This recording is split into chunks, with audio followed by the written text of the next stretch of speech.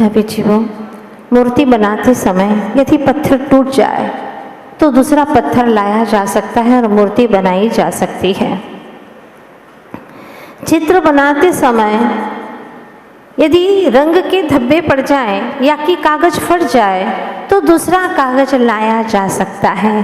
Furniture बनाते समय लकड़ी टूट जाए तो उसको जोड़ करके या कि दूसरी लकड़ी ला करके फर्नीचर बनाया जा सकता है। किंतु हमारे जीवन निर्माण में अगर कोई कमी रह जाए तो सारा जीवन ही हमारा बर्बाद हो जा सकता है, होता ही है, क्योंकि जो गया समय है वो फिर से आता नहीं है। इसीलिए हर पल हमें सोच समझ करके एक एक कदम आगे बढ़ाना है। क्या उतनी ही उत्साह, इतनी ही लगन हमारे भीतर के बुराइयों, विभावों को, विकारों को, जो कूड़ा कचरा है दोषों का, उसको निकाल फेंकने की हमारे भीतर में है इतनी तमन्ना? सोचिएगा। सुना था मैंने कि एक राहगीर चला जा रहा था, रास्ते में थक गया तो बैठ गया वृक्ष के नीचे। इतने में वहां पर एक सुंदर सी महिला आती है। पूछा उसने, आप कौन हैं और यहाँ एकांत में कहाँ जा रही हैं? उसने कहा, मैं बोधी हूँ। बोधी? कहाँ रहती हैं आप? मैं तो इंसान के दिमाग में रहती हूँ, दिमाग में। अच्छा। वो आई और चली गई। इतने में दूसरी महिला आई, बिल्कुल सजरी सवरी। उससे पूछा, आप कौन हैं और कहाँ जा रही हैं, कहाँ रहने वाली हैं? उसने सरल शब्द में कहा, जी मेरा नाम है मृदुता। कहाँ रहती हैं आप? मैं इंसान की आंखों में बसती हूँ। अच्छा। और फिर आगे बढ़ा, थोड़ा सा और चला, फिर थका मुसाफिर, सोचा कि थोड़ी सी देर और बैठ जाऊं। इतने में ही उसने दूसरे रास्ते से देखा कि एक सुंदर सी महिला वहां से आती है। पूछता है कि आप कहाँ जा रही हैं ऐसे बीहड़ जंगल में, जहाँ सुनसान है, एकांत है, आप कहाँ चली जा रही हैं? उसने कहा, जी मुझे अपने स्थान पर जाना है। क्या नाम है आपका? मेरा नाम रिजुता है। कहाँ रहती हैं आप? मैं तो इंसान के हृदय में बसती हूँ, वही मेरा ठिकाना है। अच्छा। इतने में ही एक और महिला आती है, बड़ी सुंदर सी, बड़ी ही लगता है कि सज्जन, और रूप ही नहीं स्वरूप को भी जानने वाली है, अध्यात्म वाली है। पूछा उससे, आप कौन हैं? जी मेरा नाम सुचिता है। सुचिता, बड़ा प्यारा नाम है आपका। आप कहाँ निवास करती हैं? मैं तो इंसान के पेट में निवास करती हूँ। अच्छा। इस तरह से राहगीर ठंडी हवाएं ले रहा था। चारों महिलाएं गुजर गई वहां से। इतने में ही उसने देखा कि एक व्यक्ति आया, विकराल चेहरा, खुले हुए बाल, बड़ा अटपटा सा लग रहा था। पूछा राहगीर ने कि आप हैं कौन और इस जंगल में कहाँ रहते हैं, कहाँ जा रहे हैं? उसने कहा, दिखती नहीं तुम्हें मेरी शक्ल? शक्ल से ही अंदाजा लगा लो कि मैं हूँ कौन। लेकिन फिर भी आपका नाम क्या है? मेरा नाम है क्रोधी राम, लोग मुझे गुस्सा राम भी कहा करते हैं। अच्छा, तो रहते कहाँ हो?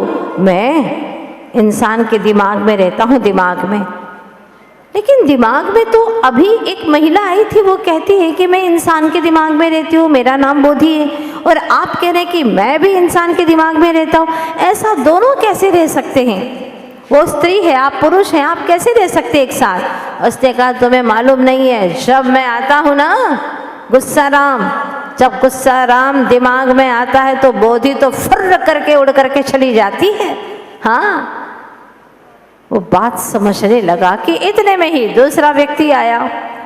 उस व्यक्ति को जब देखा तो बड़ा अटपटी चाल से चल रहा था, तोंद निकली हुई है और ऐसा लग रहा था बड़ा घमंडी है उसकी चाल से। आया पास में तो उससे पूछा कि आप कहाँ जा रहे हैं, नाम क्या है आपका, क्या बताएंगे आप?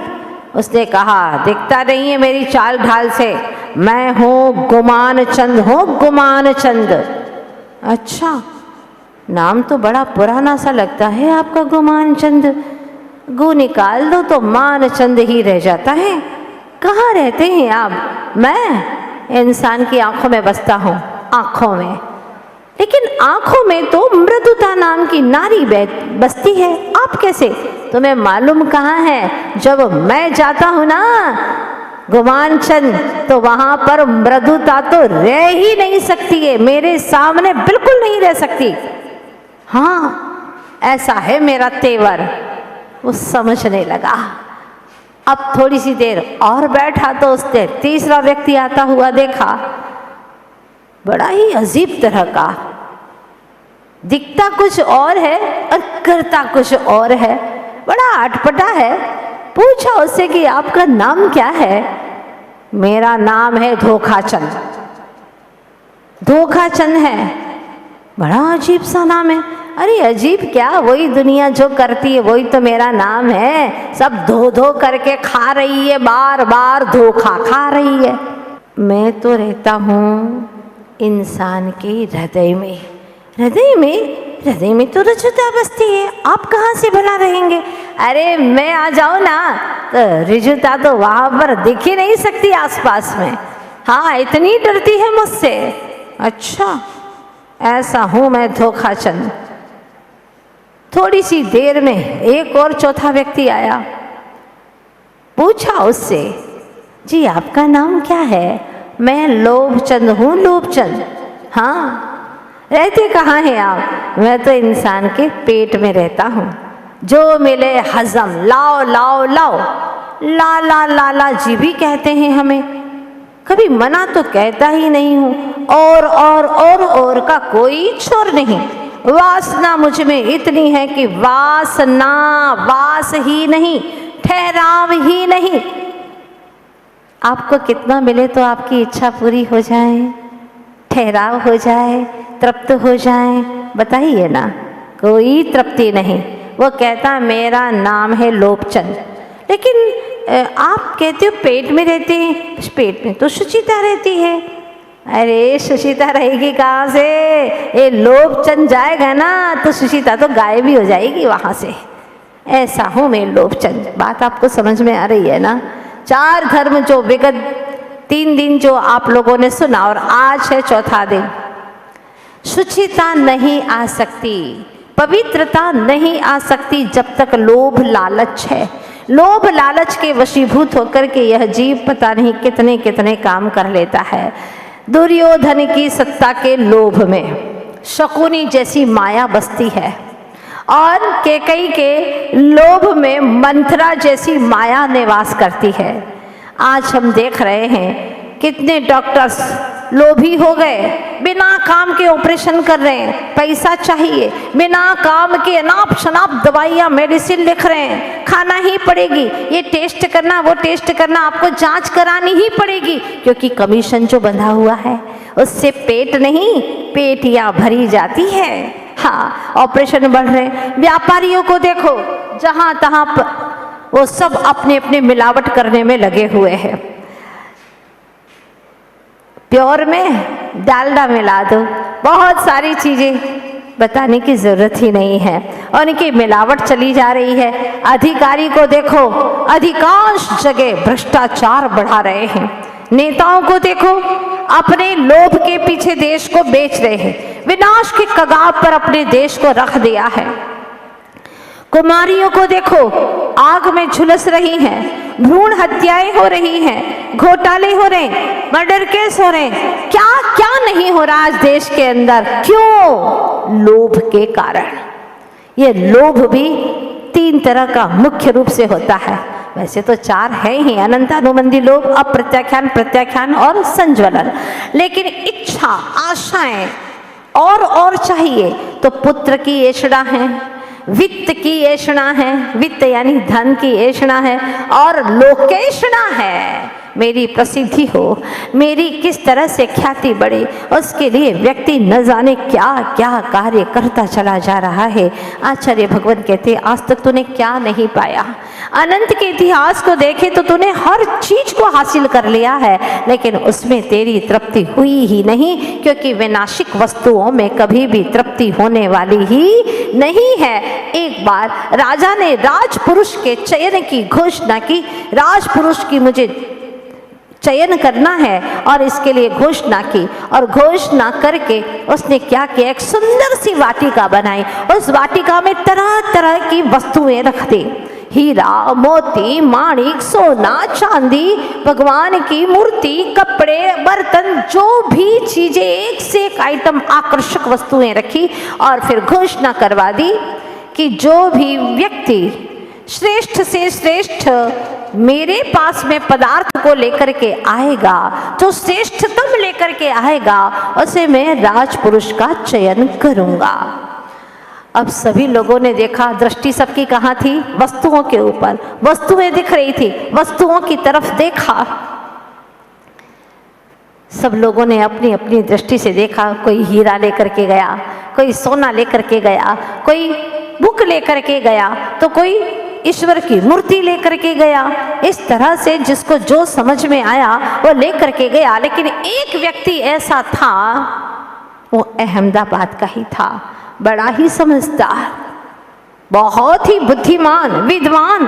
उसने क्या किया, सारी वस्तुओं को देखा और मन में विचार किया कि इन सारी वस्तुओं से कभी तृप्ति नहीं हो सकती, ये वस्तुएं श्रेष्ठ नहीं हो सकती, ये सब नाशवान है, मिटने वाली वस्तुएं हैं। अगर कोई अमिट है वो है मेरे आत्मा के गुण, उसमें एक संतोष नाम का गुण है। अगर संतोष गुण आ गया तो गोधन गज धन बाजी धन और रतन धन खान, जब आवे संतोष धन सब धन धूलि समान। सारा धन धूल के समान लगता है। जब संतोष भी धन आता है, वो विचार करता है अपने मन ही मन में, हो सकता है जलधि तृप्त वह शत शत सरिता नदियन से, तथा जहर भी सुधा सरस हो, अनल तृप्त हो ईंधन से, पंगु भी वह देव योग से गिर चढ़ सकता संभव है, किंतु तृप्ति लोभी को धन से कभी न होना संभव है। लोभी को धन से कभी तृप्ति हो सकती है क्या? नहीं। और लाओ और लाओ और लाओ, किसके लिए लाओ? कितना खाना है, कितने में रहना है, लेकिन लोभ है, ये भी मेरा है, ये भी मेरा है। ये सिर्फ कहने में मजा आता है, ये सोचने में मजा आता है। कागज के ऊपर रजिस्ट्री हो जाती है कि ये जमीन अब तुम्हारी है। कागज को देख देख करके लोभी जीव खुश हुआ करता है। जमीनों ने कभी नहीं कहा कि मैं तुम्हारी हूँ, लेकिन बोलता है, लोगों को बताता है सब मेरी है। ये सिर्फ विचारों में, ये मोह माया में उसको मजा आता है। और सच तो ये है, इसमें कहीं पर भी सच्चा सुख नहीं है, कहने का सुख है। बोलो सच में वास्तविक सुख है क्या इसमें? नहीं। मेरा सच्चा सुख तो मुझ में ही है, लेकिन इस चीज को यह जान नहीं पाता, अनंत काल यूं ही बिता देता है। आचार्य भगवान यही कहते हैं, पर में सुख मानो नहीं, निज में भरा अपार, निज नाभि में गंध है, हिरण भटक रहा बेकार। हिरण भटकता है बेकार, उसके तो नाभि में ही गंध है, लेकिन वो दौड़ता है, छलांग मारता है कि मुझे ये सुगंध मिल जाए। सुगंध तो तेरे ही पास में है। बस उसी प्रकार से हे चेतनात्मन, तेरे पास में ही वह सुगंध है, तेरे पास में ही वह आनंद है, तेरे पास में ही वो शक्तियाँ, जो पदार्थ तुझे चाहिए वो सब तेरे भीतर में है। इसलिए हमारे संत साधु सारे विकारों को छोड़ करके, सारे परिग्रहों को छोड़ करके निर्ग्रंथ हो जाते हैं, जिनके लिए हम भक्ति से कहते हैं, बाहर में जिनके तन पे न तार, बाहर में जिनके तन पे न तार, आनंद अंदर में जिनके आनंद अपार, ऐसे मेरे गुरुवर हैं, उन्हें वंदन हजार। ऐसे मेरे गुरुवर हैं, उन्हें वंदन हजार। कैसे है हमारे गुरुवर? निर्लोभी, परम शुचि, बाहर में जिनके तन पे लतार, अंदर में जिनके आनंद अपार, ऐसे मेरे गुरुवर हैं, उन्हें वंदन हजार। ऐसे मेरे विद्या गुरुवर है, विद्या सिंधु गुरुवर है, जिनके पास में एक पुस्तक का भी परिग्रह नहीं, एक पेंसिल का भी परिग्रह नहीं। जब है ही नहीं तो बैग की आवश्यकता ही क्या? जब बैग ही नहीं तो उनके लिए कोई कमरे की भी, अलमारी की भी कोई जरूरत नहीं। धन्य है ऐसे संत, बाहर में जिनके तन पे न तार, भीतर में जिनके आनंद अपार, ऐसे मेरे गुरुवर हैं, उन्हें वंदन हजार। ऐसे मेरे गुरुवर हैं, उन्हें वंदन हजार। धन्य है गुरुवर, आपने अपनी सुचिता को पाने के लिए पर पदार्थों से निवृत्ति पाली है। और जो इच्छाएं करता है, आशाएं रखता है, लोभ करता है, जितना जितना लोभ होता है उतना उतना ही और लाभ होता है, उतना लोभ बढ़ता है। जितना लाभ होता है और उतना लोभ बढ़ता चला जाता है। एक बार गौतम स्वामी ने पूछा कि भगवान, जानना चाहता हूं कि दुख क्या है? किसे कहते हैं दुख? भगवान महावीर स्वामी कहते हैं लोभ।